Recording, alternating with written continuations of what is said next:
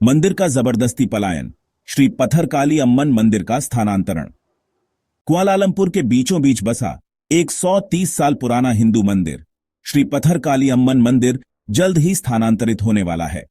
यह पूजनीय स्थल स्थानीय हिंदू समुदाय पर हो रहा अत्याचार कपड़ा व्यापारी जकेल के नेतृत्व में एक मस्जिद को बनाने के लिए किया जा रहा है। इस फैसले ने विवादों की आग भड़का दी है।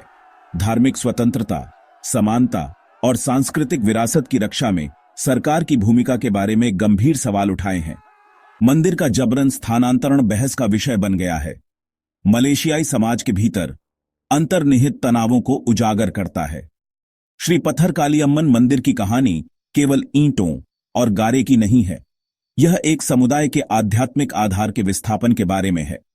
अपनी जटिल नक्काशी और जीवंत भित्ति चित्रों के साथ मंदिर हिंदू भक्तों की पीढ़ियों का मूक गवाह रहा है। इसका विध्वंस अतीत से एक ठोस संबंध को तोड़ देगा, कुआलालंपुर के सांस्कृतिक ताने बाने में एक अपूरणीय शून्य छोड़ देगा। जबरन स्थानांतरण ने हिंदू समुदाय और उसके सहयोगियों के बीच आक्रोश फैला दिया है, जो इसे अपने धर्म के प्रति घोर अपमान का कार्य मानते हैं। उनका तर्क है कि सरकार को ऐसे सांस्कृतिक रूप से महत्वपूर्ण स्थलों के संरक्षण को प्राथमिकता देनी चाहिए, न कि उनके विनाश को बढ़ावा देना चाहिए। मंदिर का भाग्य धार्मिक अल्पसंख्यकों और उनके पूजा स्थलों के लिए अधिक सुरक्षा की मांग करने वालों के लिए एक नारा बन गया है। आखिर ये जमीन किसकी है? स्वामित्व विवाद को सुलझाना। श्री पथरकाली अम्मन मंदिर को लेकर विवाद गहराता जा रहा है, क्योंकि हम खुद जमीन के पेचीदा इतिहास में उतरते हैं। मंदिर पास की 140 साल पुरानी तमिल मुस्लिम मस्जिद के साथ उस जमीन पर स्थित है जो कभी सरकारी क्षेत्राधिकार में थी। हालांकि 2014 में एक विवादास्पद कदम में यह जमीन कपड़ा कंपनी जकेल को बेच दी गई थी। यह बिक्री मौजूदा विवाद का मूल बन गई है। आलोचकों ने मूल लेन देन की पारदर्शिता और वैधता पर सवाल उठाए हैं। आग में घी डालने का काम जकेल की खरीद के पीछे का घोषित इरादा है। कंपनी के दिवंगत संस्थापक मोहम्मद जकेल अहमद ने क्षेत्र में चौथी मस्जिद की कल्पना की थी, जो मुस्लिम समुदाय को समर्पित एक उपहार है। यह महत्वाकांक्षा अपने इरादे में भले ही नेक हो, अनजाने में दो धार्मिक समुदायों को एक दूसरे के खिलाफ खड़ा कर दिया है, धार्मिक पक्षपात के आरोपों को जन्म दिया है और धार्मिक उद्देश्यों के लिए निजी भूमि के उपयोग के बारे में बहस छेड़ दी है। इस भूमि हस्तांतरण में सरकार की भूमिका की भी कड़ी जांच की गई है।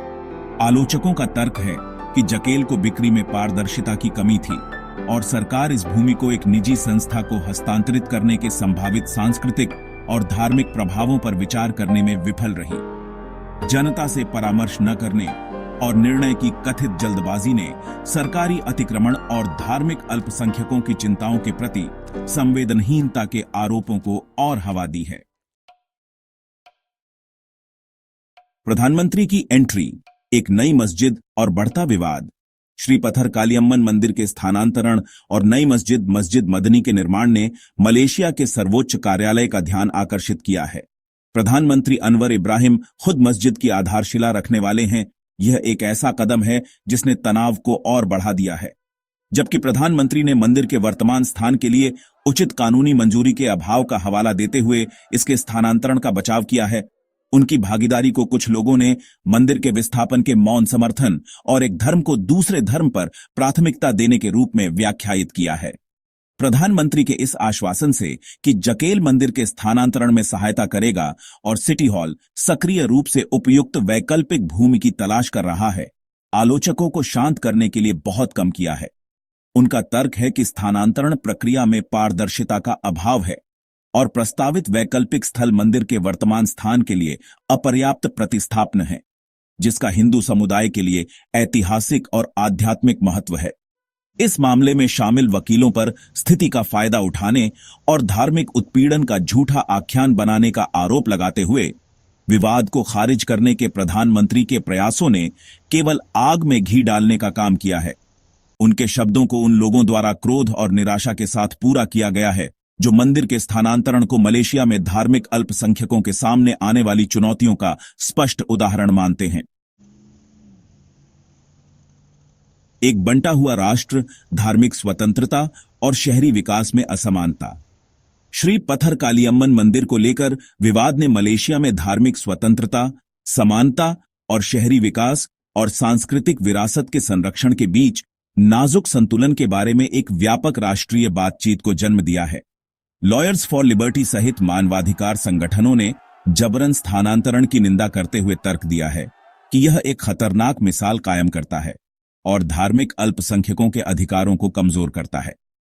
उनका तर्क है कि सरकार के कार्य धार्मिक स्वतंत्रता और सांस्कृतिक विविधता की रक्षा करने की उसकी प्रतिबद्धता के विपरीत हैं। यूआरआईएमए जैसी जातीय भारतीय पार्टियों ने भी मंदिर के स्थानांतरण पर कड़ा विरोध जताया है। वे मंदिर को अपनी विरासत के प्रतीक और मलेशिया में अपने समुदाय की लंबे समय से चली आ रही उपस्थिति के प्रमाण के रूप में देखते हैं।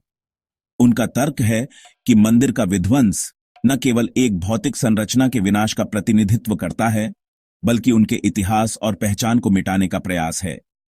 इस बहस ने मलेशिया जैसे बहुधार्मिक और बहुसांस्कृतिक समाज में शहरी विकास की जटिलताओं को भी उजागर किया है। जबकि सरकार की जिम्मेदारी है कि वह शहरी विकास का प्रबंधन करे और बढ़ती आबादी की जरूरतों को पूरा करे, आलोचकों का तर्क है कि यह देश की सांस्कृतिक और धार्मिक विरासत की बलि देने की कीमत पर नहीं होना चाहिए। श्री पथरकालियम्मन मंदिर का भाग्य अधर में लटका हुआ है।